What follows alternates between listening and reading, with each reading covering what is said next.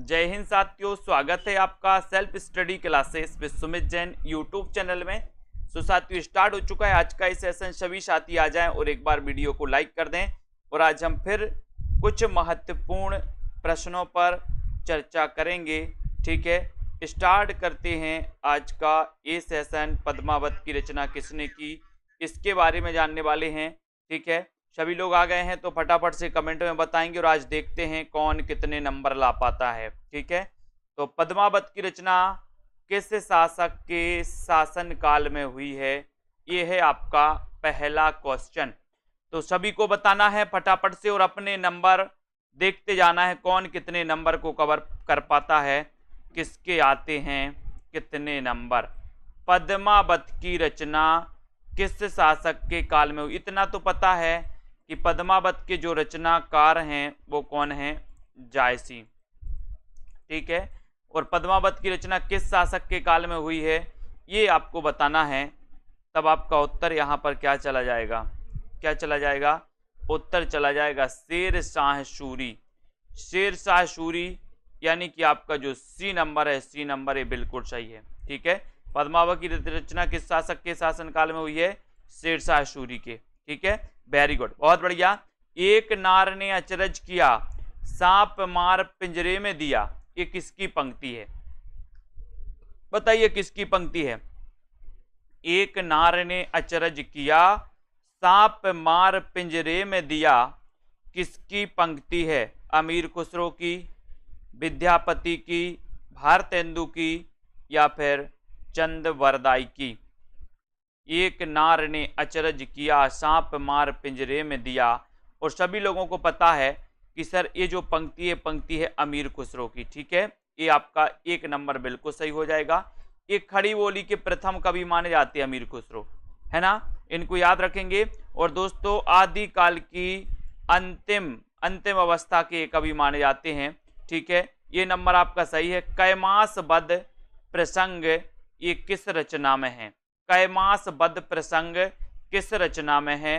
प्रश्न क्रमांक 3 का आपको चयन करना है। बताइए भाभी शिक्षिका जी, कैमासबद्ध प्रसंग किस रचना में है, जल्दी से बताइए।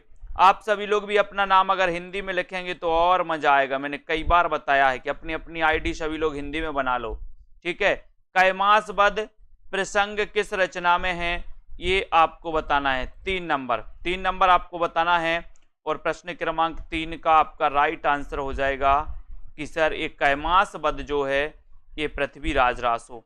पृथ्वीराज रासो यानी डी नंबर आपका बिल्कुल सही है। पृथ्वीराज रासो आपका बिल्कुल सही हो जाएगा, बहुत बढ़िया, वेरी गुड आंसर। अगला क्वेश्चन देखो, आदिकाल को अपभ्रंश काल किसने कहा।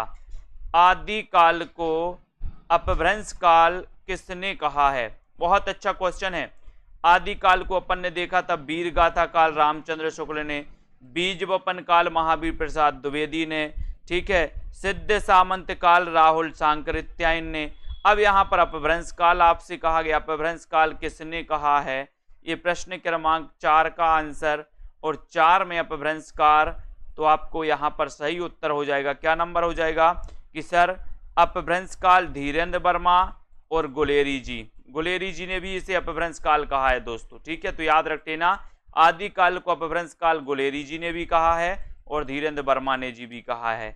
अपन ने पढ़ा था ना, धीरे से गोली मारो। ठीक है, बहुत बढ़िया। अगला क्वेश्चन, हिंदी भाषा में लिखा गया हिंदी साहित्य का पहला इतिहास कौन सा है।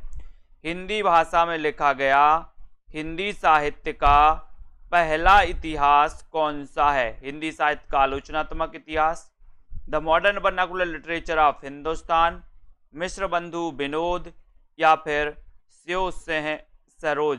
हिंदी भाषा में लिखा गया हिंदी साहित्य का पहला इतिहास कौन सा है। प्रश्न क्रमांक 5 का उत्तर बताना है।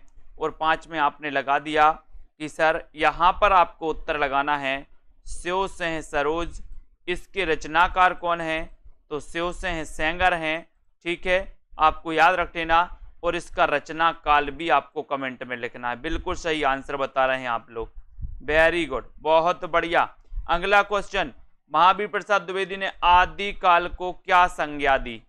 आदिकाल को क्या संज्ञा दी? प्रश्न क्रमांक 6 का आंसर आपको महावीर प्रसाद द्विवेदी ने। बहुत अच्छा क्वेश्चन है, पूछा ही जाता है, लगभग सभी से बनेगा, है ना। महावीर का पूछा है तो महावीर का अपन को पता है कि सर महावीर ने तो अहिंसा के बीज बोए। अहिंसा के क्या बोए? बीज बोए। बीज से क्या बनेगा? बीज से बीज वपन काल। बीज वपन काल महावीर प्रसाद द्विवेदी।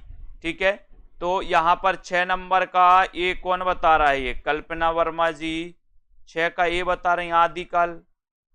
और कौन बता रहा है? ये नहीं, बीज वपन काल कहा है, बीज वपन काल। वेरी गुड, बहुत बढ़िया।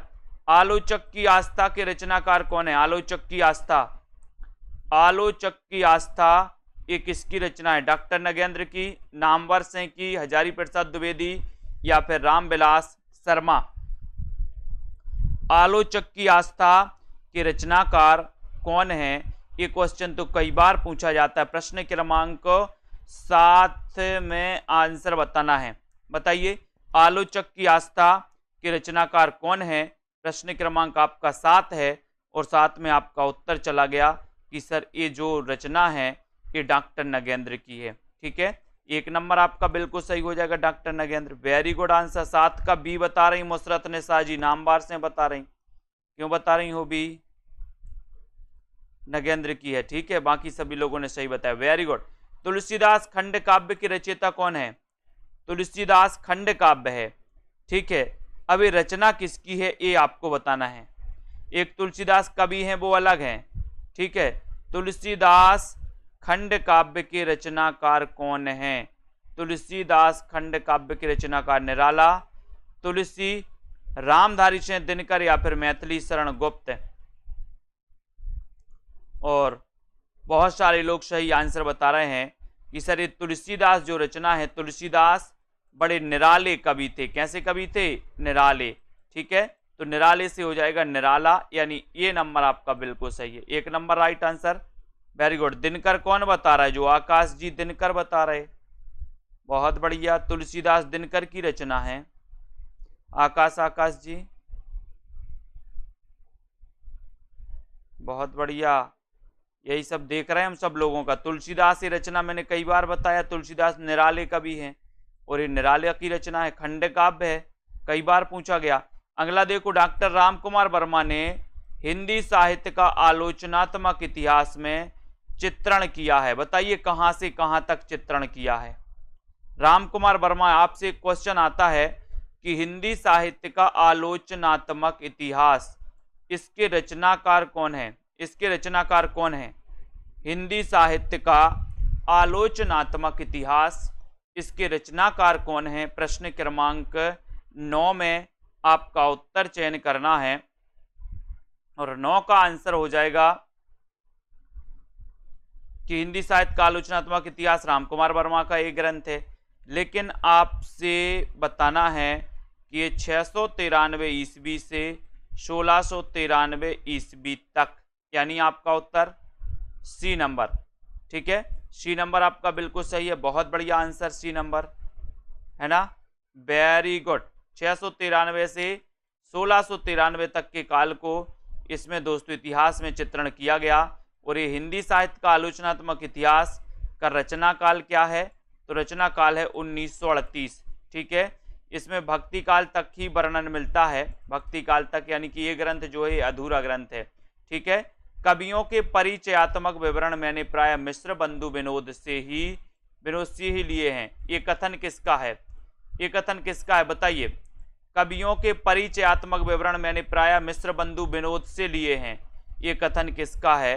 प्रश्न क्रमांक 10 में आपसे पूछा गया है और 10 का राइट आंसर क्या हो जाएगा? एक क्वेश्चन पूछा गया था दोस्तों कि हिंदी साहित्य का एक ऐसा ग्रंथ जिसे आधार स्तंभ, आज भी वो आधार स्तंभ की तरह है ना, तो वो ग्रंथ कौन सा है? वो ग्रंथ है मिश्र बंधु विनोद। इसमें कितने कवियों का उल्लेख है? लगभग 5000 कवियों की। और यहाँ पर रामचंद्र शुक्ल भी आकर के कह रहे हैं कि जो कवियों के परिचयात्मक विवरण हैं वो मैंने मिश्र बंधु विनोद से ही लिए हैं।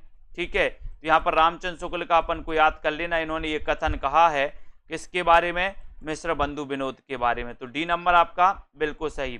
पहाड़ी हिंदी उपभाषा का विकास हुआ है? प्रश्न क्रमांक 11 में ये क्वेश्चन भी आपका आया था दोस्तों।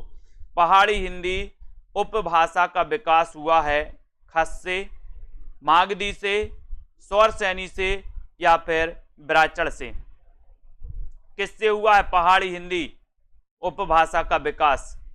11 नंबर में आपको चयन करना है। 11 नंबर का आपका जो सही आंसर हो जाएगा कि सर पहाड़ी हिंदी एक खास है। पहाड़ी हिंदी कैसी है? खास है, खास। पहाड़ी हिंदी तो खास है, खास है तो खस से इसका विकास होता है, खस से। ठीक है, ये नंबर आपका बिल्कुल सही है। मोहित जी सी क्यों बता रहे भैया? पहाड़ी हिंदी का एक खस माना जाता है, खस से हुआ है, खस लगाना है अपन को। ढूंढाड़ी किसे कहते हैं? ढूंढाड़ी जयपुरी को, जयपुरी बोली को, मालवी, मेवाती या फिर बघेली को किससे कहते? ढूंढाड़ी। बहुत अच्छा क्वेश्चन है।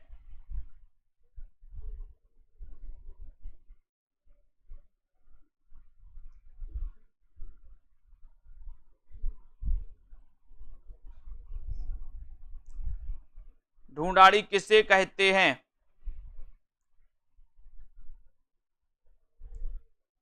और आपका उत्तर हो जाएगा जयपुरी। ढूंढाड़ी किसे कहते हैं? जयपुरी को। यानी ये नंबर आपका जयपुरी बिल्कुल सही हो जाएगा। ठीक है, वेरी गुड। खड़ी बोली को मर्दानी भाषा किसने कहा? अच्छा क्वेश्चन है।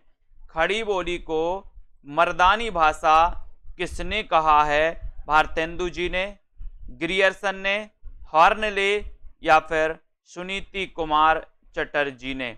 खड़ी बोली को मर्दानी भाषा किसने कहा है?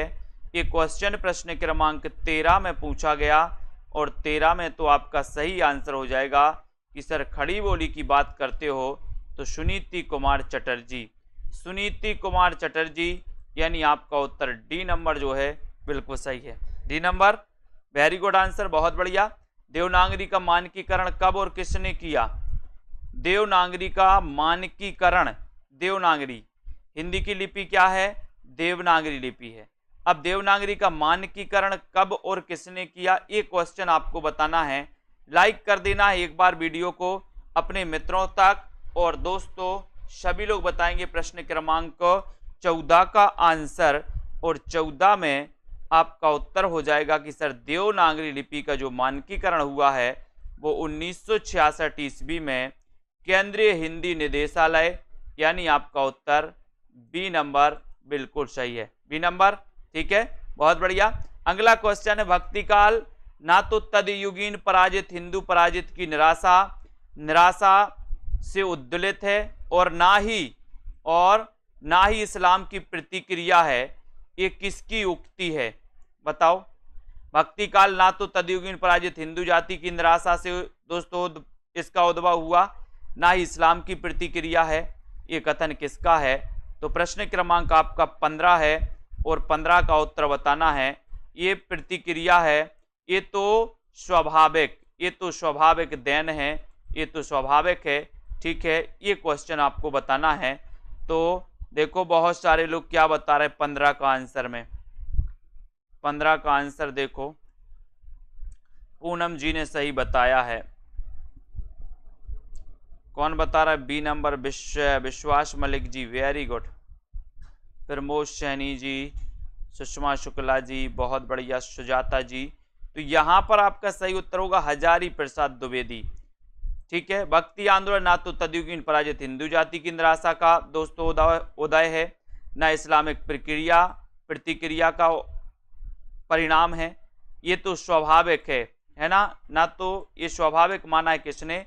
हजारी प्रसाद द्विवेदी। बी नंबर, इस प्रकार से भी आपका क्वेश्चन आ सकता है, तो यहाँ पर उत्तर बी नंबर सही हो जाएगा। उत्तर अपभ्रंश का आपको बताना है कि उत्तर अपभ्रंश को पुरानी हिंदी किसने कहा? प्रश्न क्रमांक 16 में। अब यहाँ पर थोड़ा सा अलग पूछा गया है, उत्तर अपभ्रंश को पुरानी हिंदी किसने कहा? देखो क्वेश्चन थोड़ा सा घुमाया गया, बाकी तो क्वेश्चन सही है। उत्तर अपभ्रंश को पुरानी हिंदी किसने कहा है? ये क्वेश्चन है आचार्य चतुर्सेन शास्त्री ने, ग्रियर्सन ने, चंद्रधर शर्मा गुलेरी ने, या फिर इनमें से कोई नहीं। तब आपका सीधा आंसर यहां पर जा रहा है कि सर उत्तर अपभ्रंश को पुरानी हिंदी तो कहा है किसने, गुलेरी जी ने। सी नंबर सही हो जाएगा, वेरी गुड, है ना। और साहित्यिक अपभ्रंश को किसने कहा है, साहित्यिक अपभ्रंश को पुरानी हिंदी कहा है रामचंद्र शुक्ल ने, साहित्यिक अपभ्रंश को, ठीक है, बहुत बढ़िया। अब यहां पर देखो 84 वैष्णव की वार्ता के लेखक कौन है। सरल क्वेश्चन, आसान क्वेश्चन आपसे पूछा गया है, किसी का भी गलत नहीं होनी चाहिए। 84 वैष्णव की वार्ता, इसके रचनाकार कौन है बताइए। 17 में ऐसे क्वेश्चन, सरल सरल क्वेश्चन, अपन को गलत नहीं करना। एक भी क्वेश्चन अगर गलत हो जाए तो दुख होगा। 84 वैष्णव की वार्ता के लेखक कौन है, नाभादास, गोकुलदास, नंददास, या फिर छीत स्वामी। 84 वैष्णव की वार्ता, इसके लेखक कौन माने जाते हैं, ये प्रश्न क्रमांक 17 में बताना है। और 17 का आंसर है गोकुलदास। कौन माने जाते हैं, बी नंबर, यानी कि गोकुलदास, ठीक है, वेरी गुड। हिंदी नवरत्न के लेखक कौन है, हिंदी नवरत्न के लेखक कौन है, शिव सिंह सेंगर, श्याम सुंदर दास, बद्रीनाथ भट्ट, या फिर मिश्र बंधु। हिंदी नवरत्न के लेखक कौन है, ये प्रश्न क्रमांक 18 है। और 18 में आपको उत्तर बताना है, हिंदी नवरत्न के लेखक चयन करना है। राइट आंसर चला जाता है आपका कि सर हिंदी नवरत्न, जो कि दोस्तों 1910 की रचना है। सन भी याद होनी चाहिए आपका, 10 नवरत्न, ठीक है, 9 है, एक और प्लस कर देना यहाँ पर, तो 10 हो जाएगा। तो 10 यानी 1910, और ये मिश्र बंधु की रचना है, यानी कि आपका डी नंबर बिल्कुल सही है, ठीक है, वेरी गुड। शिव सिंह सेंगर और ग्रियर्सन के साहित्य इतिहास ग्रंथों के लिए आचार्य रामचंद्र शुक्ल ने किस शब्द का प्रयोग किया है। शिव सिंह सेंगर और ग्रियर्सन के साहित्य इतिहास ग्रंथों के लिए आचार्य शुक्ल ने किस शब्द का प्रयोग किया। वृत्त संग्रह, वृत्त संग्रह, वृत्त संदर्भ संग्रह, वृत्त संग्रह, संदर्भ संग्रह, या फिर साहित्य संदर्भ वृत्त। यानी कि 19 का आंसर आपको चयन करना है। 19 में आपको उत्तर बताना है, और आपका 19 में बता दिया है, बहुत बढ़िया।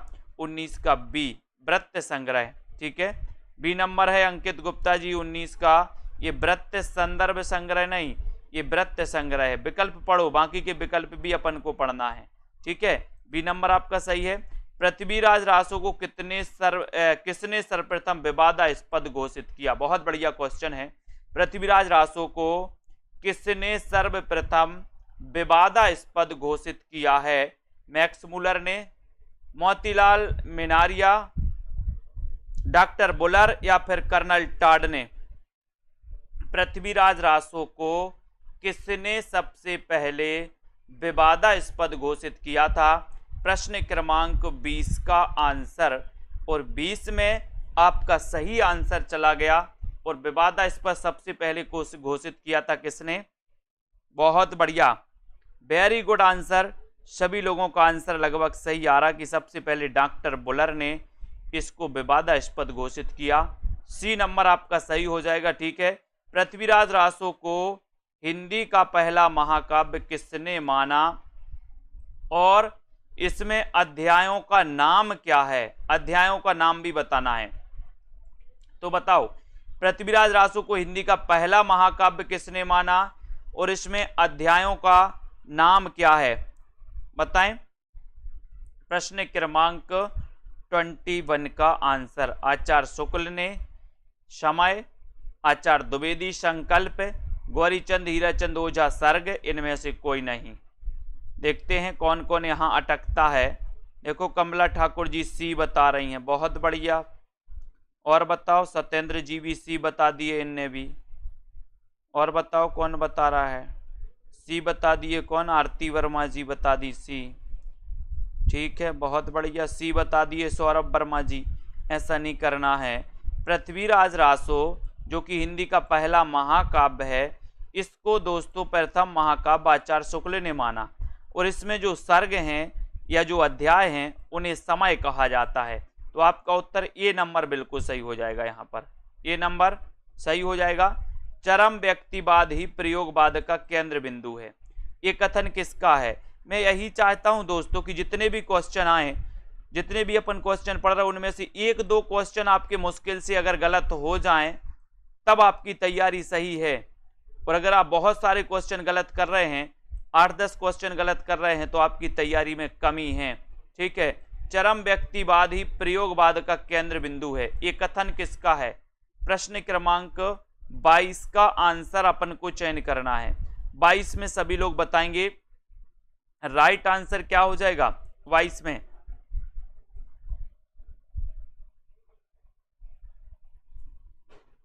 चरम व्यक्तिवाद ही प्रयोगवाद का,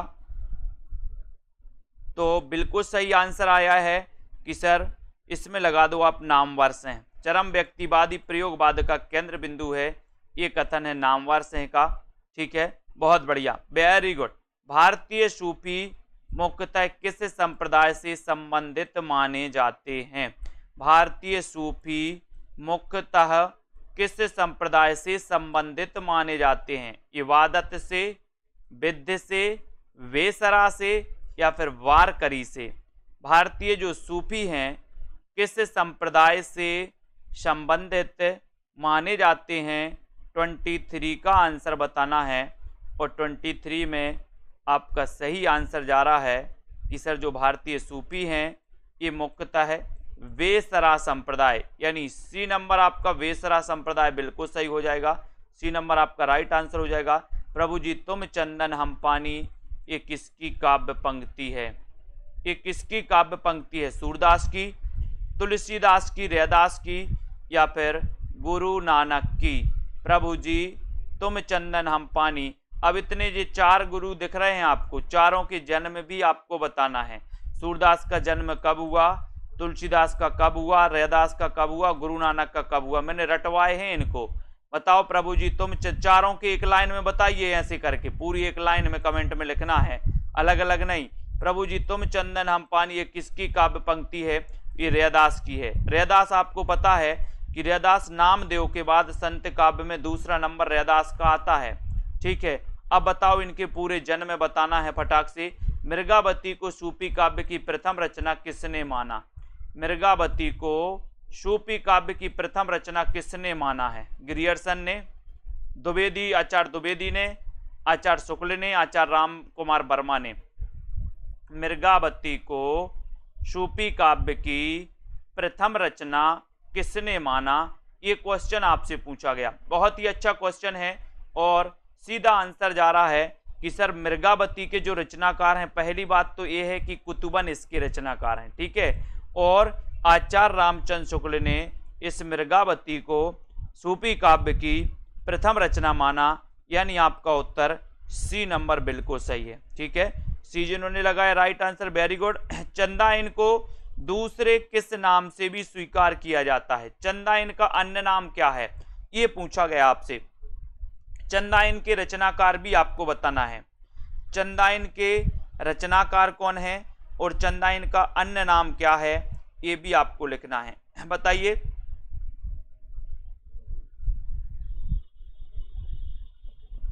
चंदाइन का नाम क्या है? और आपका सीधा आंसर जा रहा है कि सर इसका जो अन्य नाम है वो अन्य नाम है लोर कथा या लोर कहा। डी नंबर सही है। चंदाइन के रचनाकार कौन है बताइए? चंदाइन के रचनाकार चंद हसीनों के खतूत, ये किसकी रचना है? चंद हसीनों के खतूत, बहुत बढ़िया, मुल्ला दाऊद की, वेरी गुड। चंद हसीनों के खतूत ये किसकी रचना है? 4 विकल्प हैं। चंद हसीनों के खतूत बताना है, कुरैशी जी बताइए। चंद हसीनों के खतूत ये रचना किसकी है? प्रश्न क्रमांक 27 की। और 27 में चंद हसीनों के खतूत ये जो रचना है, ये रचना है ये नंबर यानी कि पांडे बेचन शर्मा उग्र की। किसकी है? पांडे बेचन शर्मा उग्र की रचना है। 1 नंबर आपका बिल्कुल सही हो जाएगा। ठीक है, वेरी गुड। कौन सा उपन्यास ऐतिहासिक नहीं है? कौन सा उपन्यास ऐतिहासिक नहीं है? पुनर्नवा, मृगनयनी, सन्यासी या फिर सिंह सेनापति। कौन सा उपन्यास ऐतिहासिक नहीं है? 28 का आंसर। और बहुत ही बढ़िया प्रश्न आपसे पूछा गया है और आपका उत्तर है कि वो उपन्यास है सन्यासी। सन्यासी उपन्यास ऐतिहासिक नहीं है, ठीक है। पुनर्नवा है, मृगनयनी है, सिंह सेनापति भी है, ठीक है। अब इनके पूरे रचनाकार भी आपको बताना है। पुनर्नवा हजारी प्रसाद का है, मृगनयनी वृंदावन लाल वर्मा का है, सन्यासी का रचनाकार आपको बताना है शिव सेनापति राहुल सांकृत्यायन, ठीक है। अब सन्यासी ये किसका दोस्तों उपन्यास है, जल्दी से बताओ सन्यासी उपन्यास किसका है। उसके बाद खंजन नयन किस प्रकार का उपन्यास है? खंजन नयन ये किस प्रकार का उपन्यास है? पत्रात्मक, जीवनी परक, आत्मकथात्मक या फिर इनमें से कोई नहीं? बहुत अच्छा क्वेश्चन है और खंजन नयन आपसे पूछा गया प्रश्न क्रमांक 29 में, और 29 का सीधा आंसर जा रहा है कि सर ये जो खंजन नयन है ये जीवनी परक है, बी नंबर। बहुत बढ़िया। सन्यासी ईला चंद्र जोशी जी का उपन्यास पूछा है तो ये जीवनी परक आपका बी नंबर सही है। अंधा युग के रचनाकार कौन है? अंधा युग के रचनाकार कौन है? अंधा युग के रचनाकार कौन है? बहुत ही बढ़िया है। अपन ने कई बार पढ़ा है कि सर अंधा है युग काय के बिना? काय के बिना? धर्म के बिना। तो धर्मवीर भारती जी का ये रचना है दोस्तों अंधा युग। वेरी गुड, ये बिल्कुल सही है। ये दोस्तों आपका ये खंजन नयन सूरदास के जीवन पर आधारित है, ठीक है। आचार्य रामचंद्र शुक्ल का सैद्धांतिक आलोचना संबंधी ग्रंथ कौन सा है? सैद्धांतिक आलोचना संबंधी ग्रंथ कौन सा है? चिंतामणि, रश्मि मानसा, त्रिवेणी या फिर जायसी ग्रंथावली? आचार्य रामचंद्र शुक्ल का सैद्धांतिक आलोचना संबंधी ग्रंथ कौन सा है? प्रश्न क्रमांक 31 में, और 31 में आपका आंसर जा रहा है, क्या जा रहा है? रश्मि मानसा। ये सैद्धांतिक आलोचना संबंधी ग्रंथ है दोस्तों, बी नंबर बिल्कुल सही है। हिंदी रेखा चित्र का जनक किससे माना जाता है? यहां पर क्वेश्चन आपसे पूछा गया 32 का आंसर बताएं। हिंदी रेखा चित्र का जनक किसे माना जाता है? ये आपका प्रश्न है और आपका सीधा आंसर जा रहा है हिंदी रेखा चित्र का जनक किसे माना जाता है?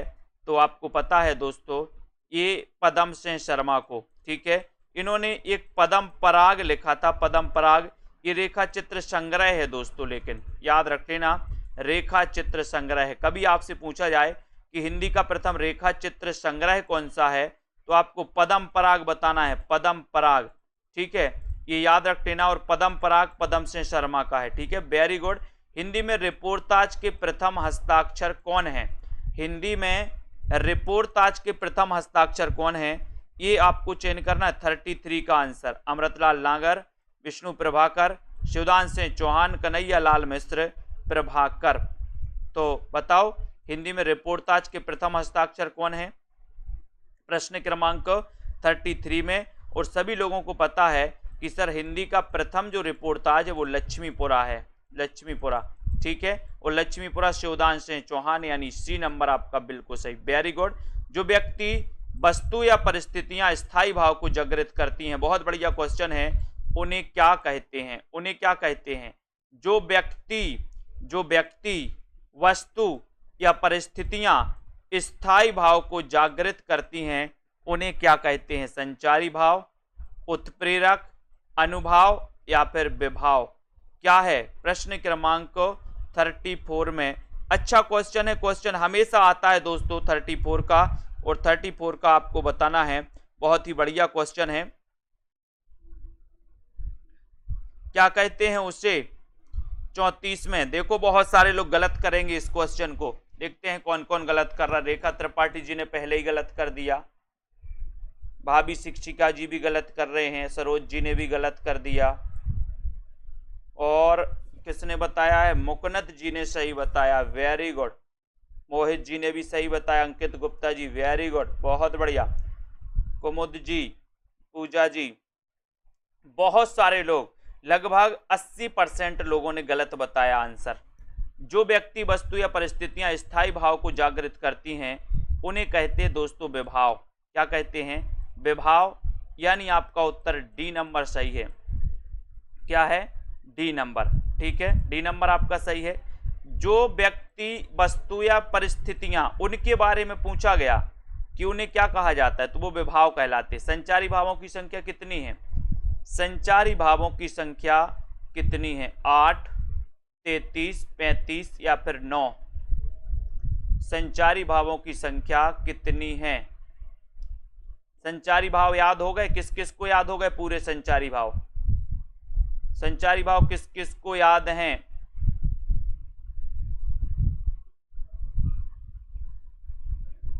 संचारी भाव, और संचारी भाव होते हैं कितने? 33। किस किस को याद है संचारी भाव? ये आपका यहाँ पर बी नंबर बिल्कुल सही है, 33 सही है। ठीक है, और एक क्वेश्चन आया था कि छल नामक इस संचारी भाव किसने माना दोस्तों? 34वां। तो देव कवि ने छल नामक 34वां संचारी भाव माना। भरत मुनि कृत नाट्यशास्त्र में निम्न में से किस अलंकार का वर्णन नहीं है, उल्लेख नहीं मिलता? किस अलंकार का उल्लेख नहीं मिलता? आपको पता है दोस्तों कि भरत मुनि ने कितने अलंकार माने हैं? 4 अलंकार माने हैं। अब ये चारों अलंकार आपको पता होनी चाहिए कि कौन कौन से माने हैं। ठीक है, अब 4 अलंकारों में इन्होंने कौन सा नहीं माना? प्रश्न क्रमांक 36 में। 36 में सभी लोग बताएंगे, और 36 में बहुत सारे लोग फिर गलत करेंगे यहाँ पर कि भरत मुनि ने कौन सा अलंकार नहीं माना है। तो देखते हैं कौन सही बता रहा है, कौन सही बता रहा है। तुक्का लगा रहे पूरे। सुषमा शुक्ला जी ने सही बताया है, वेरी गुड, बहुत बढ़िया। एक दो लोगों ने सही बताया।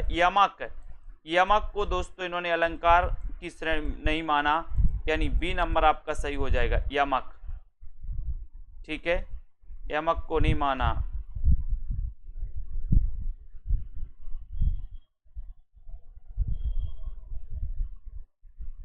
ठीक है, अगला क्वेश्चन देख लो।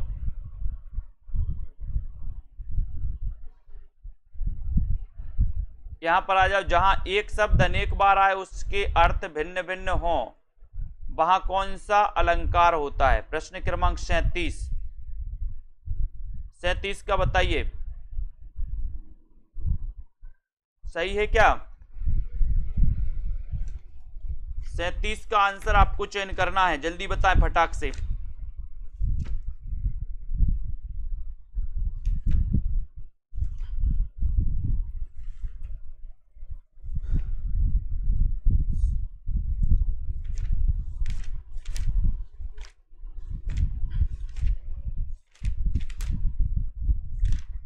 सैंतीस का आंसर आपको बताना है, फिर इसके बारे में अपन चर्चा कर रहे हैं। ठीक है,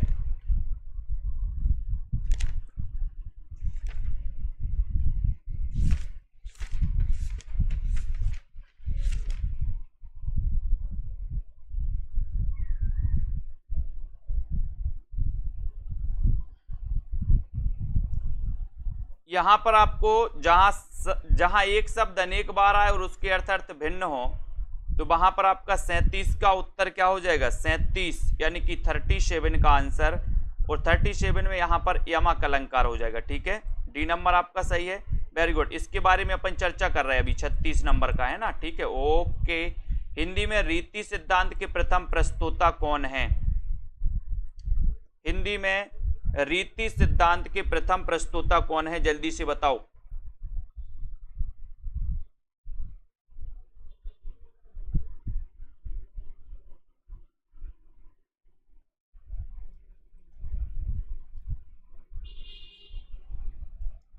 जल्दी से आपको बताना, हिंदी में रीति सिद्धांत के प्रथम प्रस्तोता कौन है?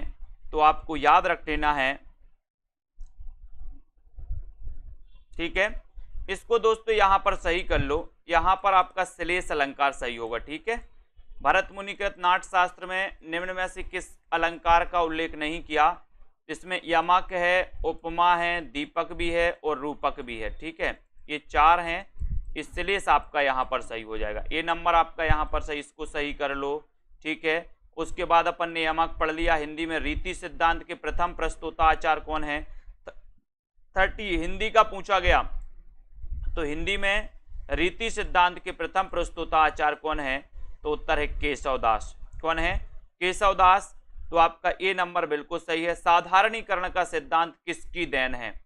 साधारणीकरण का सिद्धांत ये किसकी देन है आपको बताना है। भट्टनायक की या फिर भट्टलोलट या फिर शंकोक की?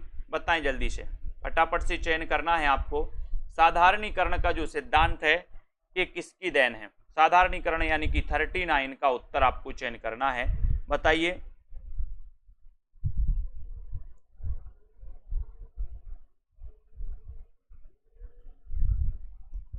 खंजन नयन सूरदास के जीवन पर आधारित है और मानस का हंस ये तुलसीदास के जीवन पर आधारित है। ठीक है। साधारणीकरण का सिद्धांत यानी कि 39 का आंसर, और 39 में आपका उत्तर हो जाएगा कि सर भट्टनायक। किसने? भट्टनायक। ए नंबर सही है। ये सिद्धांत किसकी देन है? 1 नंबर राइट आंसर। अनुकरण सिद्धांत के प्रणेता हैं। अनुकरण सिद्धांत के प्रणेता कौन है? क्रोचे, रिचर्ड्स, अरस्तु या फिर कॉलरिज? बताएं। अनुकरण सिद्धांत के प्रणेता कौन है? सभी लोगों को याद हो गया कि भरत मुनि ने कौन कौन से 4 अलंकार माने हैं? कौन कौन से माने हैं? उपमा, ठीक है, रूपक, है ना, यमक और दीपक। ठीक है, ये अपन को याद रखते ना, ये 4 अलंकार माने। क्वेश्चन ऐसे ही आएगा आपका। ठीक है, उपमा, रूपक, यमक और दीपक। ठीक है, इनको याद रख लेना। और अनुकरण सिद्धांत ये 40 का आंसर है। 40 में आपका सही आंसर जा रहा है कि सर इसमें अरस्तु लगा दो, यानी कि सी नंबर लगा दो। वेरी गुड आंसर, बहुत बढ़िया। साहित्य ज्ञान राशि का संचित कोश है, ये किसकी उक्ति है? साहित्य ज्ञान राशि का संचित कोश है, ये किसकी उक्ति है? ये बताना है 41 में। ठीक है, और यहां पर आपका संचित कोश है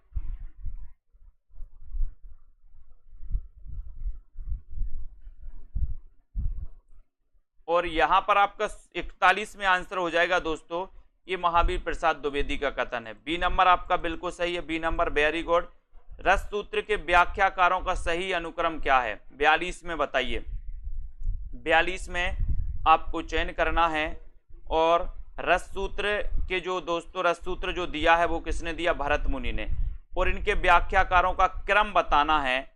तो क्रम में आपका सबसे पहले कौन हो जाएंगे दोस्तों? बताइए। अब ये तो कट गए, ये तो आपने काट दिया, बच्चे 2। अब बच्चे 2 में कौन आएंगे सबसे पहले? बताओ क्या हो जाएगा सही आंसर रस सूत्र के व्याख्याकारों में?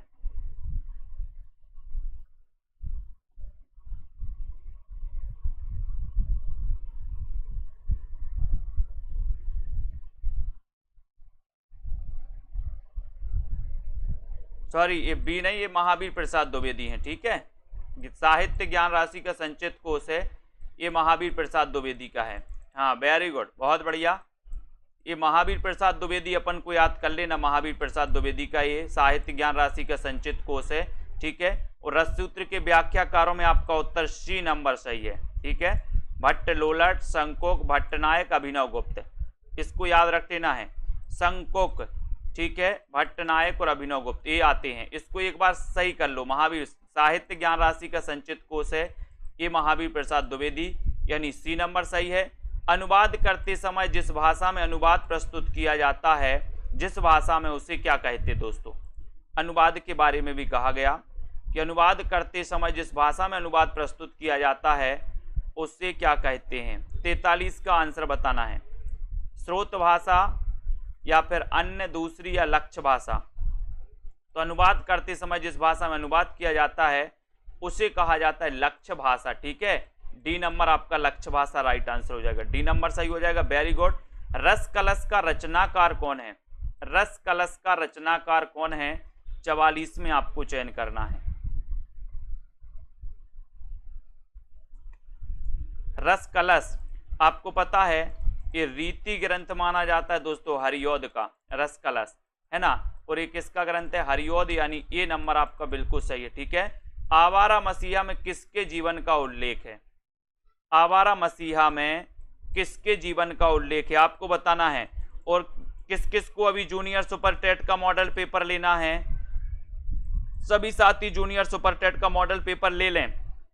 आवारा मसीहा किसके जीवन का उल्लेख है इसमें, और यहां पर आपका उत्तर हो जाएगा शरत चंद्र। ठीक है, इसके रचनाकार कौन है, तो विष्णु प्रभाकर है ना, विष्णु प्रभाकर, ये आपका ए नंबर बिल्कुल सही है। ठीक है, आधुनिक भारतीय आर्य भाषाओं का विकास किससे हुआ है, आधुनिक भारतीय आर्य भाषाओं का विकास किससे हुआ है, रोमन से, द्रविड़ से, अपभ्रंश से, या फिर इनमें से कोई नहीं। 46 का आंसर, आधुनिक भारतीय आर्य भाषाओं का विकास किससे हुआ है, 46 में आपको चयन करना है। 46 का राइट आंसर क्या हो जाएगा, आधुनिक भारतीय आर्य भाषाओं का किससे हुआ है, और आपका उत्तर है अपभ्रंश से, अपभ्रंश से यानी सी नंबर। ठीक है, आधुनिक भारतीय आर्य भाषाओं का विकास हुआ अपभ्रंश से, सी नंबर आपका बिल्कुल सही है।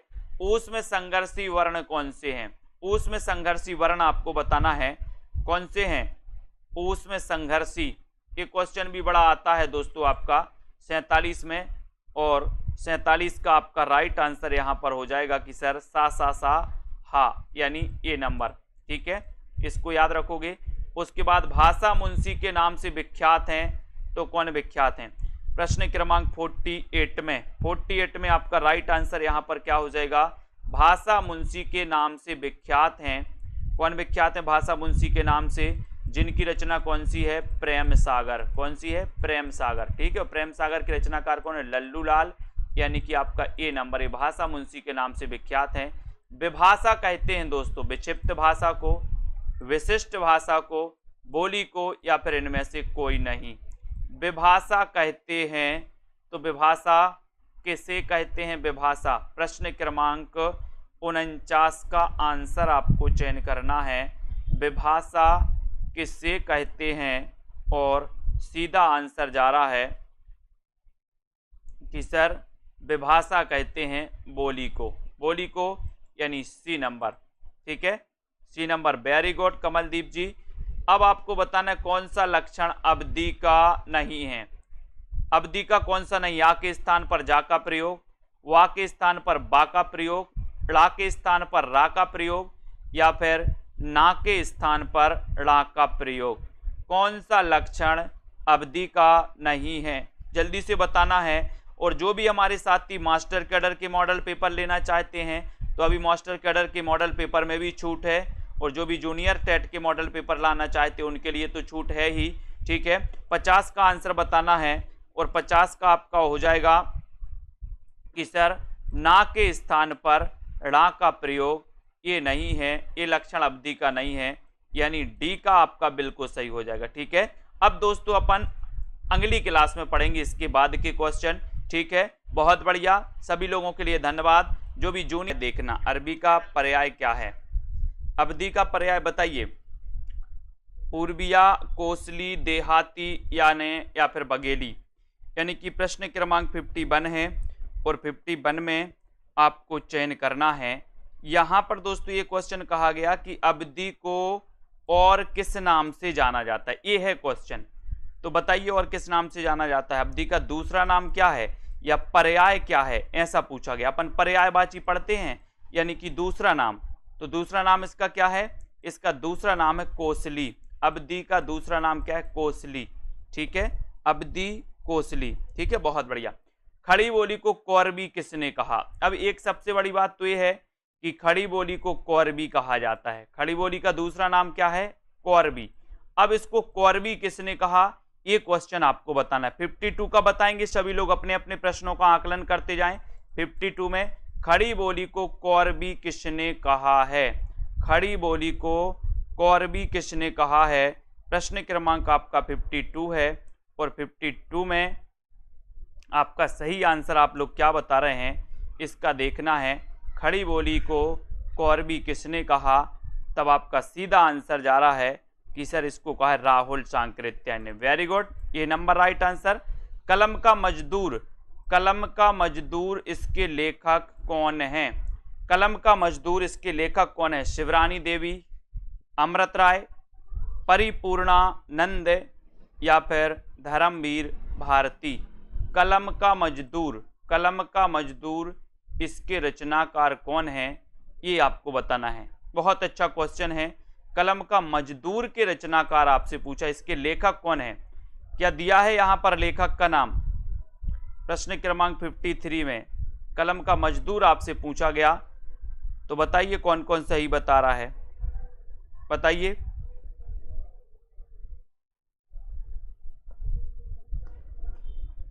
बहुत बढ़िया।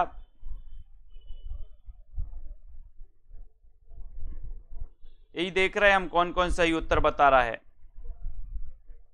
भावी शिक्षिका धर्मवीर भारती बता रही हैं।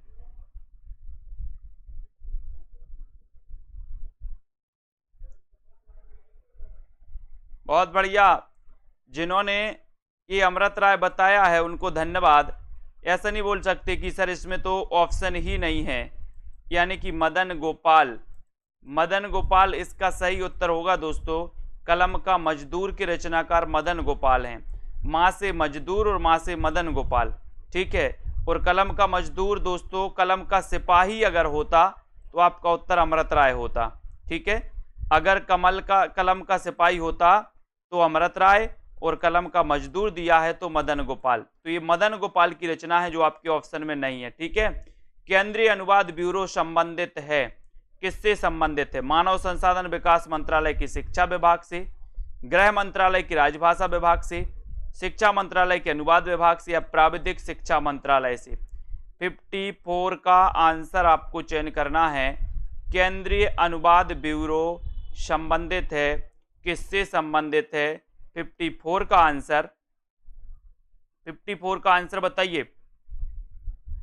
और सभी लोग बताएंगे क्या उत्तर सही आंसर हो जाएगा।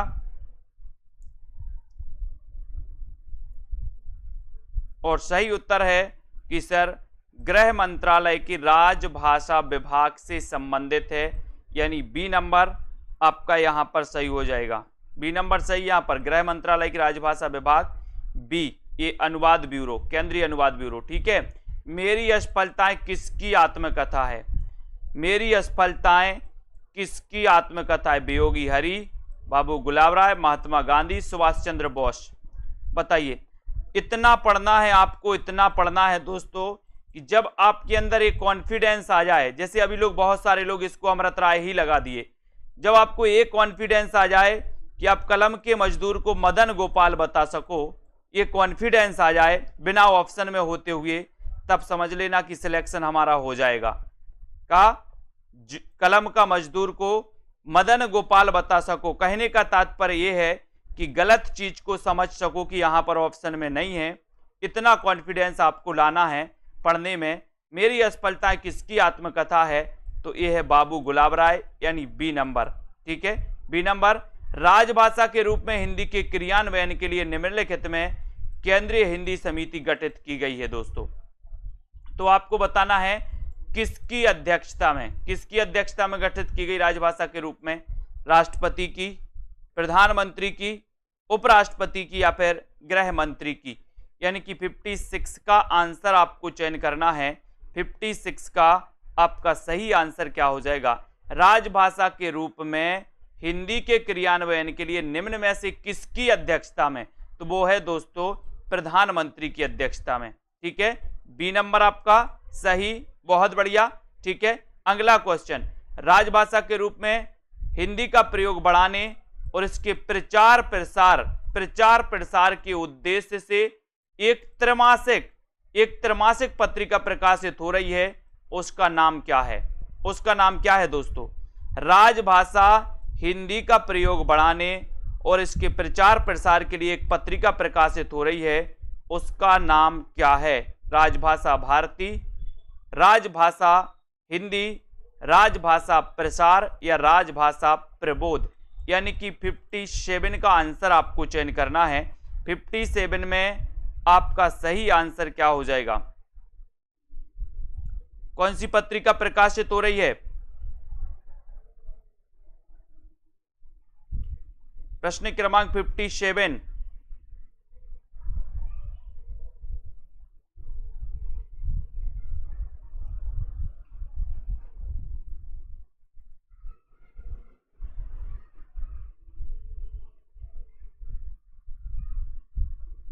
बताइए, राजभाषा के रूप में हिंदी का प्रयोग बढ़ाने और उसके प्रचार प्रसार करने के लिए कौन सी पत्रिका प्रकाशित हो रही है? इसका आंसर आपको बताना है। और आंसर क्या हो जाएगा इसमें?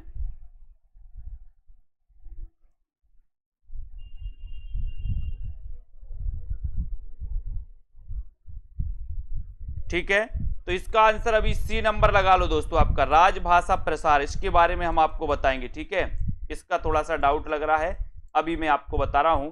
एक बूंद सहसा उछली यात्रा वृत्त के लेखक कौन है? एक बूंद सहसा उछली यात्रा वृत्त के लेखक कौन है? एक बूंद सहसा उछली यात्रा वृत्त के जो लेखक हैं वो लेखक कौन है, वो आपको बताना है। बहुत अच्छा क्वेश्चन है और आपका सीधा आंसर जा रहा है कि सर एक बूंद सहसा उछली जो यात्रा वृत्त है ये अज्ञेय जी का है। बी नंबर आपका बिल्कुल सही हो जाएगा, बी नंबर आपका सही है। बहुत बढ़िया आंसर। अगले क्वेश्चन की ओर जाते हैं अपन। मिश्र बंधु विनोद में सम्मिलित कवियों की संख्या कितनी है? मिश्र बंधु विनोद में सम्मिलित कवियों की संख्या कितनी है? जल्दी बताओ। लगभग 1000, लगभग 3000, लगभग 4000 या फिर लगभग 5000? बिल्कुल सरल क्वेश्चन है, बहुत बढ़िया क्वेश्चन है। और यहां पर आपका उत्तर है कि सर लगभग 5000। ठीक है, डी नंबर आपका सही है। वेरी गुड, बहुत बढ़िया। अगला क्वेश्चन देखते हैं, है ना। इसका आंसर आप राजभाषा भारती लगाओ दोस्तों, ये आपका ए नंबर सही है। राजभाषा के रूप में हिंदी प्रयोग बढ़ाने और इसके प्रचार प्रसार के लिए राजभाषा भारती, राजभाषा भारती ए नंबर जिन्होंने बताया था उनका आंसर बिल्कुल सही है। ए नंबर लगा लो इसमें, ए नंबर। वेरी गुड, राजभाषा भारती। ठीक है, उसके बाद अज्ञेय हो जाएगा और यहां लगभग 5000। अति सूदो स्नेह को मारक किसकी पंक्ति है? अति सूदो स्नेह को मारक ये पंक्ति किसकी है? अति सूदो स्नेह को मारक ये पंक्ति किसकी है? बताइए, घनानंद की है या फिर बिहारी की है, सूरदास या फिर तुलसीदास की है? बताएं किसकी पंक्ति अति सूदो स्नेह को मारग? ये प्रश्न क्रमांक 60 में अपन को चयन करना है और 60 में आपका सीधा आंसर जा रहा है कि सर आपका उत्तर है यहां पर घनानंद। ठीक है, ये number right answer. Very good, बहुत बढ़िया। संवेदनात्मक ज्ञान और ज्ञानात्मक संवेदन सूत्र का प्रयोक्ता कौन है? संवेदनात्मक ज्ञान और ज्ञानात्मक संवेदन सूत्र का प्रयोक्ता कौन है? 61 में अज्ञेय, धूमिल, मुक्तिबोध, विजय देव नारायण शाही। बहुत अच्छा क्वेश्चन है दोस्तों, प्रश्न क्रमांक 61 में लगभग सभी से बनेगा। संवेदनात्मक ज्ञान और ज्ञानात्मक संवेदन सूत्र के प्रयोक्ता कौन है? और 61 में आपका सही आंसर जा रहा है मुक्तिबोध। मुक्तिबोध यानी सी नंबर आपका बिल्कुल सही है, मुक्तिबोध राइट आंसर। मुंशी प्रेमचंद के उर्दू उपन्यास चौगाने हस्ती का अनुवाद जिन्होंने दोस्तों किस नाम से किया? चौगाने हस्ती का बताना है किस नाम से किया। मुंशी प्रेमचंद के उर्दू उपन्यास चौगाने हस्ती का अनुवाद किस नाम से किया? रंगभूमि नाम से, प्रेमाश्रम, सेवा सदन या फिर गबन नाम से? 62 का आंसर चयन करना है। मुंशी प्रेमचंद के उर्दू उपन्यास चौगाने हस्ती का अनुवाद किस नाम से किया? 62 का उत्तर बताना है और 62 में आपने बताया कि सर रंगभूमि नाम, यानी ये नंबर आपका बिल्कुल सही है। ठीक है, ये नंबर राइट आंसर। बंगाल का अकाल रिपोर्टाज किसका है? बंगाल का अकाल रिपोर्टाज किसका है? बहुत अच्छा क्वेश्चन है। किसका माना जाता है? 63 में बंगाल का अकाल ये रिपोर्टाज किसका है, ये आपसे पूछा गया है। और बताइए कुरैशी जी, बंगाल का अकाल?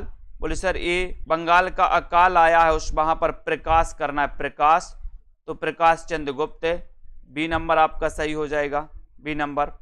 ठीक है, राइट आंसर।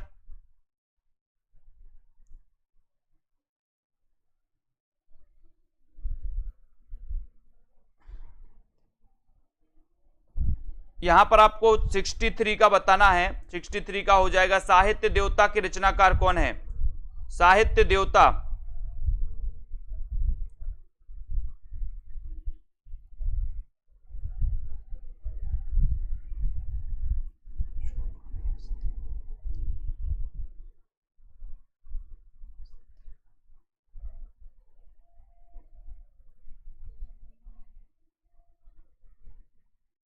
साहित्य देवता के रचनाकार कौन है, इसका आंसर बताना है।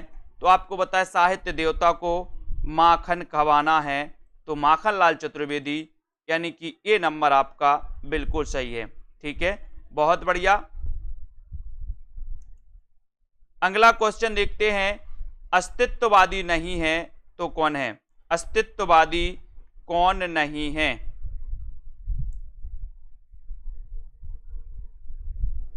अस्तित्ववादी कौन नहीं है, ये आपको बताना है।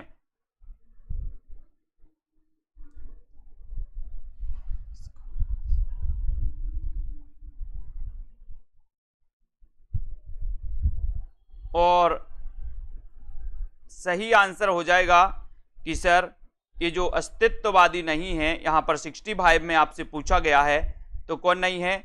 यहां पर अलग क्वेश्चन दिया गया दोस्तों मलार में, यानी सी नंबर सही हो जाएगा यहां पर। ठीक है, ये अस्तित्ववादी नहीं है, सी नंबर है ना। अगला क्वेश्चन देखो, खैर किस आचार का सिद्धांत चित्र तुरंग न्याय पर आधारित है? 66 का आंसर, 66 चित्र तुरंग न्याय पर आधारित है। तो प्रश्न क्रमांक 66 में आपको चयन करना है किस आचार का सिद्धांत, किस आचार का सिद्धांत, किस आचार्य का सिद्धांत चित्र तुरंग न्याय पर आधारित है, ये बताना है। और प्रश्न क्रमांक 66 में आपका उत्तर हो जाएगा शंकोक, है ना। इनका चित्र तुरंग न्याय पर आधारित है, ये नंबर आपका बिल्कुल सही है, ये नंबर। वेरी गुड आंसर, बहुत बढ़िया। अगले क्वेश्चन की ओर बढ़ेंगे, विशिष्टा पद रचना रीति है, ये कथन किसका है? विशिष्ट पद रचना रीति है, ये पद किसका है? ये पद आपको बताना है, ये कथन किसका है?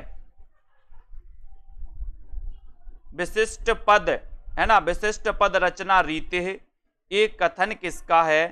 और आपका उत्तर 67 में, और 67 में आपका सही उत्तर हो जाएगा कि सर रीति की बात करेंगे बामन, बामन यानी डी नंबर, डी नंबर आपका सही है। ठीक है, बहुत बढ़िया। सूरसागर की रचना श्रीमद् भागवत की पद्धति पर कितने स्कंदों में की गई दोस्तों?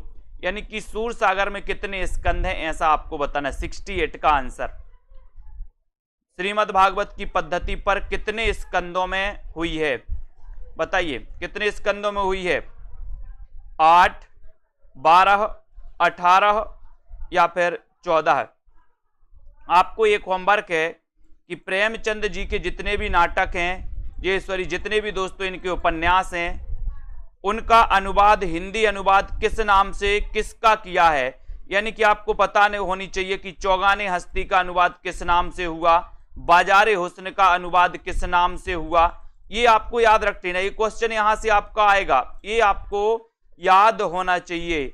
सूरसागर की रचना कितने स्कंदों में? 12 स्कंदों में। ठीक है, बी नंबर बिल्कुल सही है। हिंदी का प्रथम कवि बताइए, बहुत अच्छा क्वेश्चन है। आपके लिए एक होमवर्क और दिया है मैंने कि प्रेमचंद के जितने भी उपन्यास हैं, है ना, वो आपको याद रखना है किसका अनुवाद क्या है। जैसे बाजारे हुस्न का सेवा सदन, चौगाने हस्ती का रंगभूमि, ऐसे ही आपको पूरे होनी चाहिए। हिंदी का प्रथम कवि कौन है? 69 का आंसर, 69 में। और 69 में आपका उत्तर सभी को पता है, सरायपा किसने माना? राहुल सांकृत्यायन ने। ठीक है, हिंदी का प्रथम मौलिक उपन्यास कौन सा है? हिंदी का प्रथम मौलिक उपन्यास कौन सा है? प्रश्न क्रमांक 70, 70 का आंसर। तो लगभग सभी को पता है कि सर हिंदी का प्रथम मौलिक उपन्यास की बात आप कर रहे हो, तो परीक्षा गुरु, इसका रचना काल क्या है? 1882। रचनाकार कौन है? श्रीनिवास दास। ठीक है, तो आपका बी नंबर परीक्षा गुरु सही है। है ना, इसको याद रख लेना। उसके बाद आगे आती विज्ञान गीता, ये किसकी रचना है? 71 में विज्ञान गीता ये किसकी रचना है? चिंतामणि, भूषण, केशव या फिर मतीराम? 71 का आंसर विज्ञान गीता के रचनाकार कौन है? और 71 में आपका उत्तर चला गया केशवदास। ठीक है, केशवदास जो कि रीति काल के प्रवर्तक माने जाते हैं। लोग हैं लागी कवित्त बनावत, मोहितो मेरे कवित्त बनावत, ये पंक्ति किसकी है? ये पंक्ति बताना है आपको। लोग हैं लागी कवित्त बनावत, मोहितो मेरे कवित्त बनावत, इस पंक्ति के रचनाकार कौन है? दोस्तों मैं भी एक लिस्ट बना रहा हूं कि क्या क्या चीजें हैं जो आपको अंदर से याद होनी चाहिए। जैसे पूरे संचारी भाव आपको याद होनी चाहिए, पूरे सात्विक भाव आपको याद होनी चाहिए, 9 रसों के स्थायी भाव आपको याद होनी चाहिए। ठीक है, उसके बाद दोस्तों आपको जितने उपन्यास जो उनका अनुवाद हुआ किस नाम से हुआ वो भी याद होनी चाहिए। तो मैं एक इसकी लिस्ट बना रहा हूं कि क्या क्या अंदर से, जैसे कामायनी के 15 सर्ग हैं वो आपको पूरे याद होनी चाहिए, जो अंदर से क्वेश्चन आते हैं, है ना। तो यहां पर 72 का आंसर है।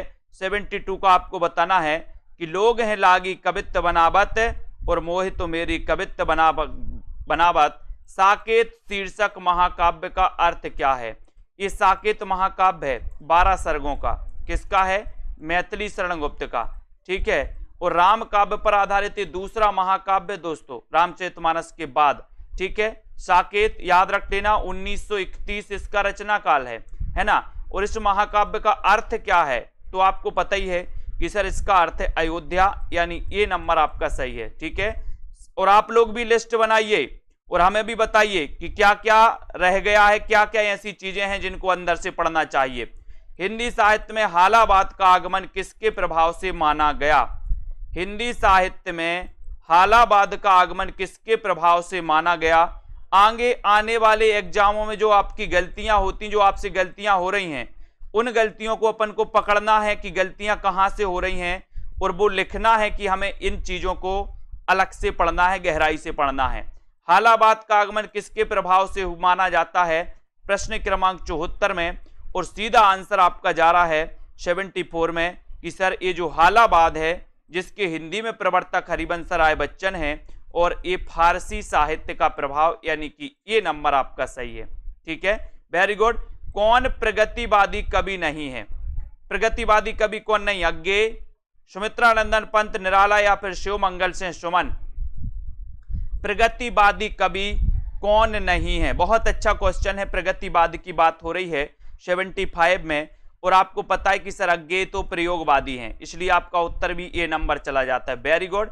वह साहित्यकार जिसने नई कविता के रूप में नए नए नामों को सूचीबद्ध करते हुए 45 नामों का उल्लेख किया है, बताइए वह साहित्यकार कौन सा है जिसने नई कविता के लिए 45 नामों का उल्लेख किया? दोस्तों बताएं वो साहित्यकार कौन है?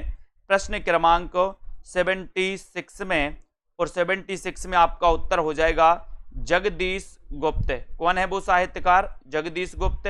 सी नंबर आपका सही उत्तर हो जाएगा, सी नंबर राइट आंसर हो जाएगा। विद्यापति ने अपनी किस कृति को कहानी कहा है? विद्यापति ने अपनी किस कृति को कहानी कहा है? ये क्वेश्चन आपसे पूछा गया है। विद्यापति की दोस्तों आपको पता है पदावली मैथिली में, कीर्ति लता, कीर्ति पताका, अबहट्ट में रचित रचनाएं हैं। ठीक है, तो इन्होंने अपनी किस कृति को कहानी कहा? ये क्वेश्चन आपसे पूछा गया 77 में, और आपका उत्तर हो जाएगा कीर्ति लता, यानी डी नंबर आपका सही है। ठीक है, D number, very good. Prithviraj Raso को सुख सुखी संवाद के रूप में रचित मानने वाले जो हैं वो कौन है? अच्छा क्वेश्चन है। पृथ्वीराज रासो जो कि रामचंद्र शुक्ल ने इसे हिंदी का प्रथम महाकाव्य माना है, ठीक है, और इसको सुख सुखी संवाद के रूप में रचित मानने वाले जो विद्वान हैं 78 में, वो विद्वान कौन है? उन विद्वान का नाम आपको बताना है। 78 का उत्तर आपको बताना है, और 78 में आपका उत्तर चला गया कि सर पृथ्वीराज रासो को सुख सुखी संवाद के रूप में रचित मानने वाले जो विद्वान हैं वो विद्वान है हजारी प्रसाद द्विवेदी, यानी कि ये नंबर देखो लोकेश जी शुक्ल जी लगा रहे हैं, शुक्ल जी नहीं हजारी प्रसाद द्विवेदी, ये नंबर। ठीक है, जायसी के किस काव्य में देवनागरी वर्णमाला के एक एक अक्षर को एक एक अक्षर को दोस्तों लेकर के सैद्धांतिक बातें कही गई हैं। बताइए, जायसी के किस काव्य में देवनागरी वर्णमाला के एक एक अक्षर को सैद्धांतिक बातें कही गई? आखिरी कलाम, अखरावट, मधुमालती या फिर इनमें से कोई नहीं, यानी कि 79 में। और आपको पता है वर्णमाला के एक एक अक्षर से संबंधित पूछा गया तो आपका उत्तर है अखरावट। अखरावट यानी बी नंबर आपका सही है। ठीक है, बी नंबर, वेरी गुड। आचार्य शुक्ल ने किस सूफी कवि को सूफी काव्य परंपरा का पहला कवि माना है? किस सूफी कवि को माना? 80 में। अच्छा क्वेश्चन है। और अपन ने पढ़ा था कि आचार्य शुक्ल ने सूफी काव्य धारा की प्रथम रचना मृगावती को माना। ठीक है, अब मृगावती को माना तो मृगावती के रचनाकार कौन है? कुतुबन। कुतुबन है तो कुतुबन को ही ये दोस्तों सूफी काव्य धारा की परंपरा का प्रथम कवि मानेंगे। डी नंबर सही है। डॉक्टर रामकुमार वर्मा ने किसे सूफी काव्य परंपरा का प्रथम कवि माना है? रामकुमार वर्मा ने किसको सूफी काव्य परंपरा का प्रथम कवि माना है? जायसी को, नूर मोहम्मद को, मुल्ला दाऊद को या फिर कुतुबन को? यानी कि 81 का उत्तर आपको चयन करना है और आपका उत्तर हो जाएगा कि सर रामकुमार वर्मा ने माना है मुल्ला दाऊद। इनकी रचना है चंदायन और चंदायन का अन्य नाम क्या है वो आपको बताना है। ठीक है, तो ये चंदायन हो गया, यानी कि आपका सी नंबर सही है। यदि प्रबंध काव्य एक विस्तृत वन स्थली है तो मुक्तक काव्य चुना हुआ गुलदस्ता, ये कथन किसका है? यदि प्रबंध काव्य एक विस्तृत वन स्थली है तो मुक्तक काव्य चुना हुआ गुलदस्ता, ये बताना है 82 में कि दोस्तों ये कथन किसका? आचार्य शुक्ल का, आचार्य नंद दुलारे वाजपेयी का, आचार्य हजारी प्रसाद या फिर भामह का? यानी कि 82 में आंसर बताना है। और यदि प्रबंध काव्य एक विस्तृत वन स्थली है तो यहां पर एक कहा है कथन किसने? रामचंद्र शुक्ल ने। ए number, very good. Ramchandra Shukla आपका सही हो जाएगा 82 में। वेरी गुड, बहुत बढ़िया। जिंदगी और जोंक के रचनाकार कौन है? जिंदगी और जोंक के रचनाकार कौन है? 83 में आपको चयन करना है। जिंदगी और जोंक के रचनाकार कौन है? मैत्रेयी पुष्पा, कृष्णा सोपती, राजी सेठ या अमरकांत? तो अच्छा क्वेश्चन है और आपका उत्तर हो जाएगा दोस्तों, बहुत बढ़िया सुषमा जी। उत्तर है कि सर जिंदगी की नोक झोंक में हम अमर हो गए। जिंदगी की नोक झोंक में क्या हो गए? अमर हो गए, तो अमरकांत। डी नंबर आपका सही है। D number, very good. Tulsidas की भक्ति किस भाव की है? 84।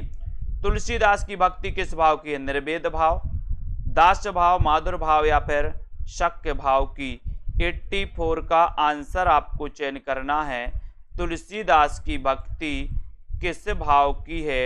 ये आपका 84 का क्वेश्चन है और 84 में आपका उत्तर हो जाएगा कि सर दास्य भाव की। कौन से भाव की? दास्य भाव की। बी नंबर आपका राइट आंसर। वेरी गुड, बहुत बढ़िया। भक्तमाल के रचनाकार कौन है? भक्तमाल के रचनाकार कौन है? 85। ठीक है, भक्तमाल की टीका किसने लिखी? प्रियादास ने। इसका रचनाकाल क्या है? 1585। ठीक है, भक्तमाल के रचनाकार बताना है। और नव भक्तमाल एक रचना लिखी थी राधा चरण गोस्वामी ने। ठीक है, उत्तर भक्तमाल एक रचना लिखी थी भारतेंदु जी ने, है ना। और भक्तमाल के रचनाकार कौन है? तो आपका उत्तर यहां पर हो जाएगा नाभादास, यानी बी नंबर आपका नाभादास सही है। पीली छतरी वाली लड़की किसकी रचना है? पीली छतरी वाली लड़की ये किसकी रचना है? बहुत अच्छा क्वेश्चन है और आपका उत्तर चला गया कि सर पीली छतरी वाली लड़की का क्या हुआ है? क्या हुआ है? उदय हुआ है, उदय। ठीक है, उदय हुआ तो उदय प्रकाश। ठीक है, डी नंबर आपका सही हो जाएगा। वेरी गुड आंसर, पीली छतरी वाली लड़की का उदय हुआ है। मिस्र बंधुओं ने उत्तर मध्यकाल को क्या नाम दिया? मिस्र बंधुओं ने उत्तर मध्यकाल को क्या नाम दिया है? रीति काल, कला काल, श्रृंगार काल या फिर अलंकृत काल? यानी कि 87 का आंसर। और उत्तर मध्यकाल को जो नाम दिया है मिश्र बंधुओं ने, वो नाम दिया है दोस्तों अलंकृत काल। ठीक है, श्रृंगार काल नाम किसने दिया है? विश्वनाथ ने। विश्व में श्रृंगार होता है इसलिए श्रृंगार काल विश्वनाथ, अलंकृत काल दोस्तों मिश्र बंधुओं ने दिया।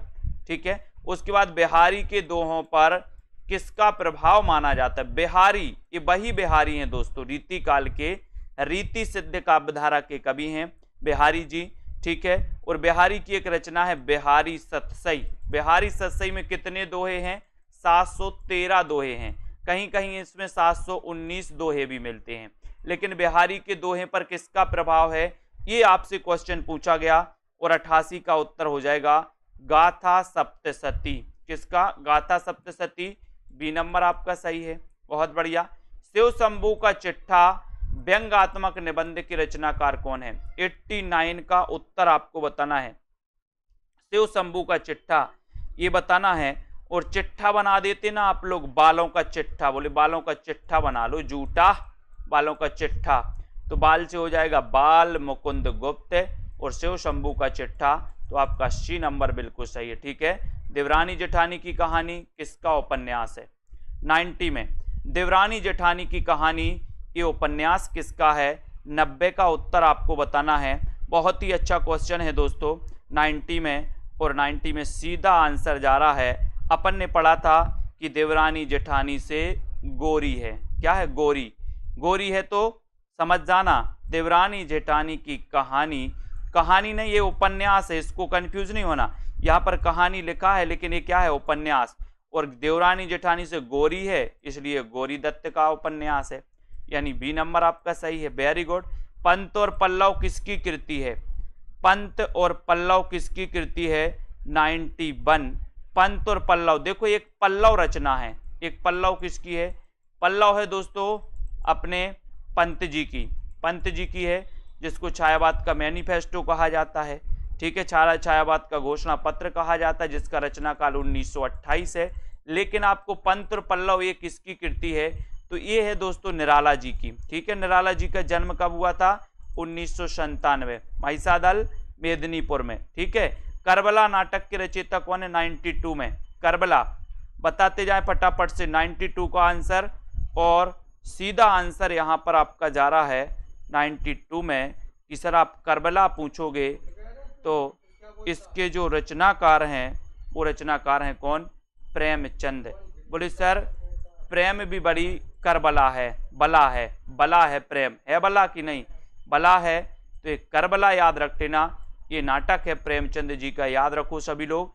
बी सी नंबर सही है। इन्हें भी इंतजार है, काय का? बताइए। इन्हें भी इंतजार है मार्कंडे, शिव प्रसाद से, रामवृक्ष बैनीपुरी, या फिर नामवर से हैं? इन्हें भी इंतजार है।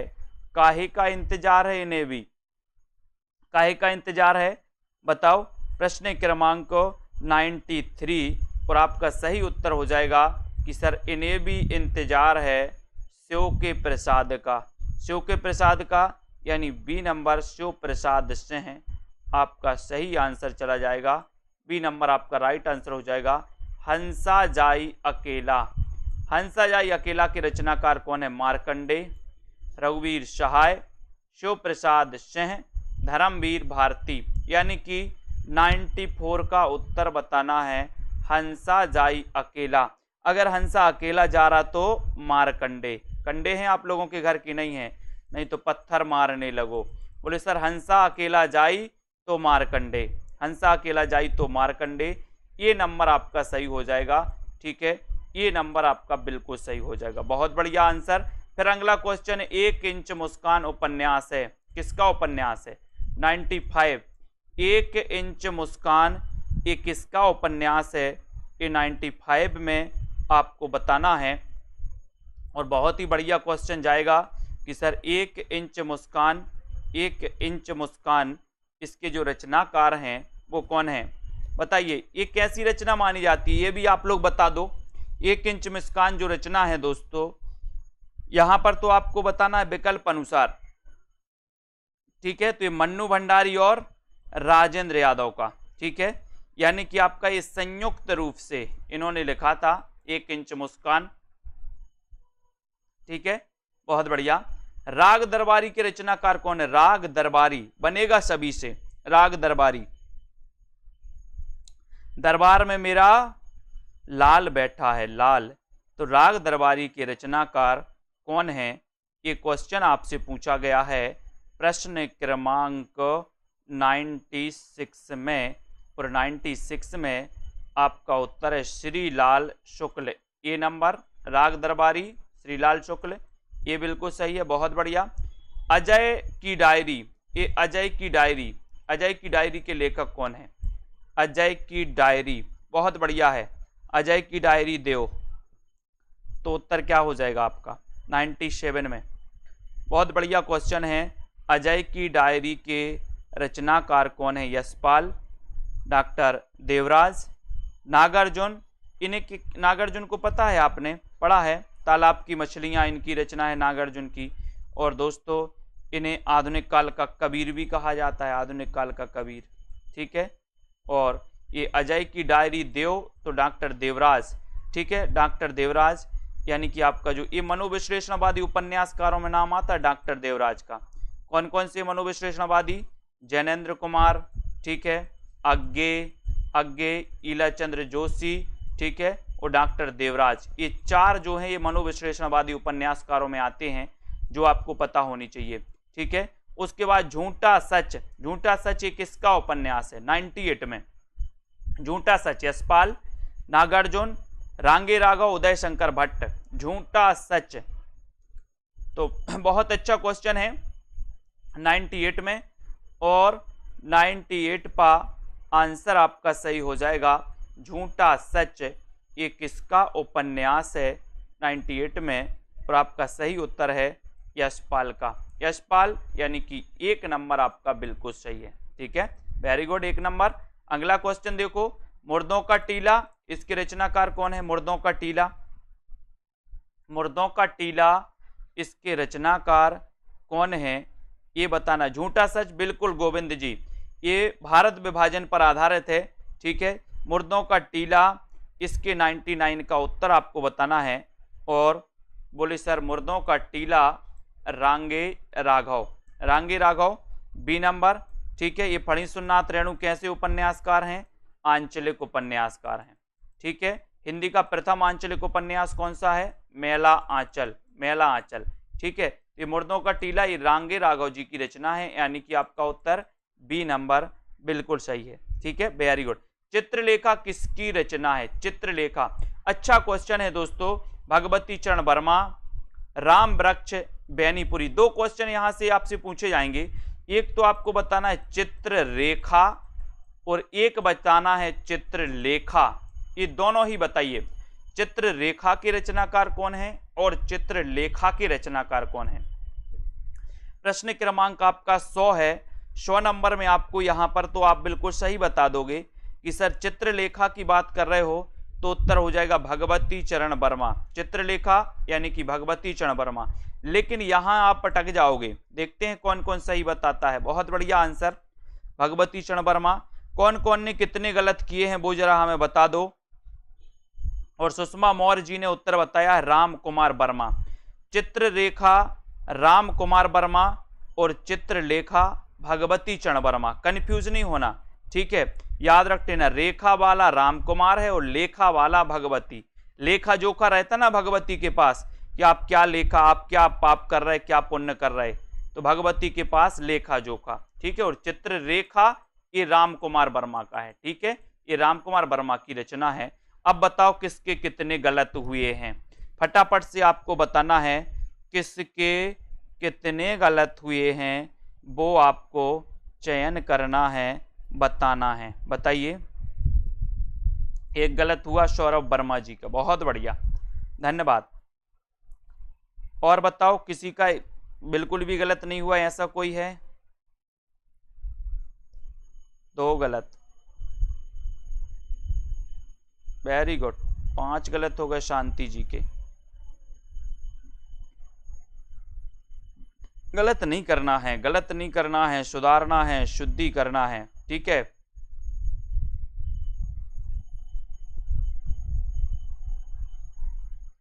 ये छोटी छोटी जो गलतियां हो रही हैं 3 4 5 की, 2 3 4 की, इनको सुधारना है, इनको सुधारो, ठीक है, बहुत बढ़िया। तो सभी लोगों के लिए धन्यवाद, इसी प्रकार से अध्ययन करते रहें। थोड़ा सा अपने आप पे ध्यान दो और हिंदी साहित्य जब पढ़ रहे हो तो हमेशा के लिए हिंदी साहित्य पढ़ो, ठीक है, हिंदी साहित्य को छोड़ो मत। अगर आपका हिंदी साहित्य, अगर आपको सिलेक्शन लेना है वास्तव में आगे, तो आप हिंदी साहित्य को छोड़ो मत। आगे क्या करना है आपको दोस्तों, निरंतर अध्ययन करते रहना है। आपका निश्चित ही आज नहीं तो कल सिलेक्शन पक्का होगा। और आप छोड़ोगे, बार बार एग्जाम आएगा, फिर पढ़ाई करोगे, फिर आएगा, तो ऐसे में दोस्तों आप पढ़ाई नहीं कर पाते। आपका अध्ययन बहुत अच्छा होनी चाहिए, ठीक है। तो आपको पढ़ाई छोड़ना नहीं है। आपको पढ़ाई अगर सिलेक्शन लेना है तो निरंतर अध्ययन करना है, और सिलेक्शन उन्हीं का होता है जो निरंतर अध्ययन और जिनका अध्ययन अच्छा होता है, ठीक है। तो सभी को धन्यवाद।